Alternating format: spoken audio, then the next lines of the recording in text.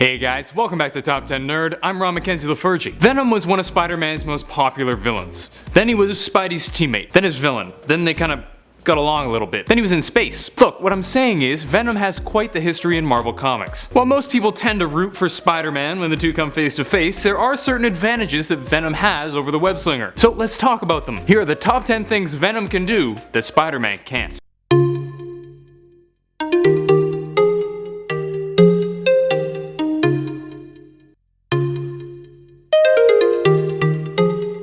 Number 10. Venom can see Spidey coming, but Spidey can't sense Venom. This one's a bit complicated, but here goes. As you know, Spider-Man has his spider sense, which warns him of danger. However, since the symbiote bonded with Peter before going to Eddie Brock, it's able to go around Peter's Spidey sense, which is a really significant advantage. Venom, on the other hand, doesn't seem to have a spider sense per se, but the symbiote seems to be able to see everything around its host, able to warn the host and avoid danger, acting essentially like a Venom sense. So if Spidey was trying to sneak up on Venom, there's a good chance the symbiote would notice, while Spider-Man doesn't have that luxury. Number 9. Lift bigger things. Venom's strength has varied greatly throughout the comics, but one thing that has remained over all his iterations is that he's stronger than Spider-Man. Spidey's no slouch with the proportionate strength of a spider, but he needs to use his superior cunning to defeat Venom, since the symbiote grants its host incredible strength. With the natural strength granted by the race combined with the power gained from Peter's abilities while bonded with him, Venom is significantly stronger than Spider-Man, even able to fight the likes of Juggernaut. Now that's strong. Number 8. Change his shape to fit combat. While Spider-Man is pretty much set as the skinny boyish frame,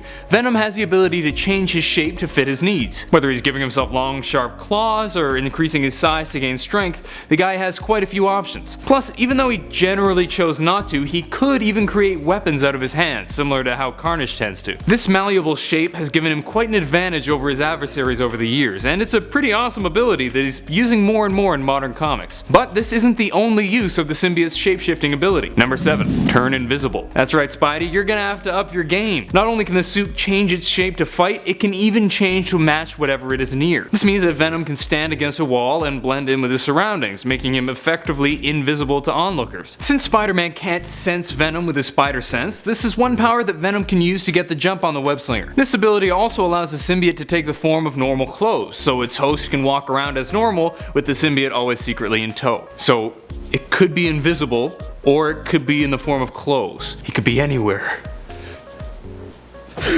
Number 6. Heal serious wounds. Spider-Man does have a somewhat increased healing factor, able to regenerate quite a bit more rapidly than the average human. However, Venom's healing factor is somewhat more powerful for a few reasons. For one, and somewhat related, the symbiote is able to essentially protect its host from damage and disease, able to keep Eddie Brock's cancer at bay and create legs for Flash Thompson. But those benefits go away when the symbiote leaves. However, it is also able to help its host recover from serious injuries, allowing Flash to heal from being impaled by toxin, or helping Matt Gargan when he was stabbed through the chest by the swordsman. As we've learned from heroes like Wolverine, Deadpool, and the Hulk, healing factors can be a real game changer, and Venom has Spidey beat in this area. Number 5. Genetic memory. Peter Parker is a ridiculously smart guy with a pretty bonkers memory, but he's nothing next to Venom. I'm not saying that Venom can memorize a periodic table or something, but the symbiote has a unique genetic memory that allows it to know and understand things about others by simply touching them, especially if bonded with them. This allows it to avoid detection by Spider-Man and to know Spider-Man's true identity, since the symbiote had previously bonded with Peter and taken his memories. Number 4. Travel through the internet and phone lines. In the 1995 miniseries Carnage Unleashed, Venom found himself hunting after Carnage, who had, based on the scientific laws of the 90s,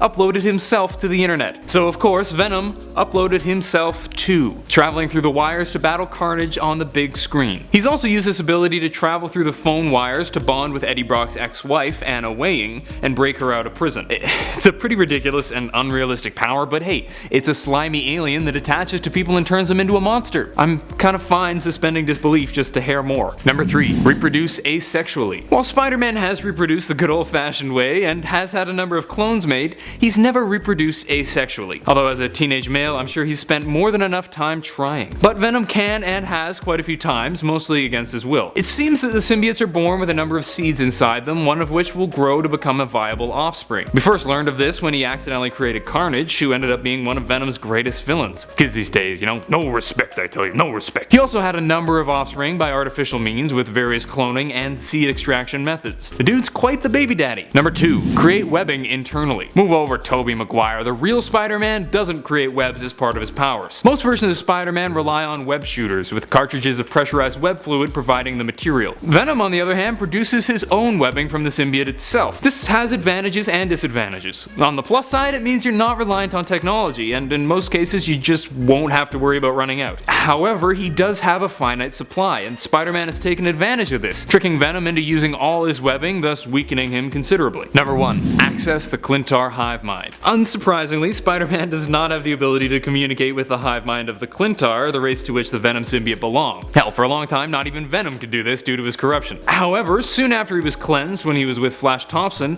Venom gained the ability to access the KLYNTAR hive mind. This gave him a number of benefits. He could communicate with symbiotes back home, learn about the past of his species, and even hear the voice of the cosmos, which would tell him where people needed help. That's it for today. Hope you guys enjoyed, and if you did, please smack that thumbs up button and subscribe to Top 10 Nerd for more videos. Who do you like better, Venom or Spider-Man? Let me know in the comments section down below. Until next time, I'm Ron Mackenzie LaFergie with Top 10 Nerd. Later, nerds.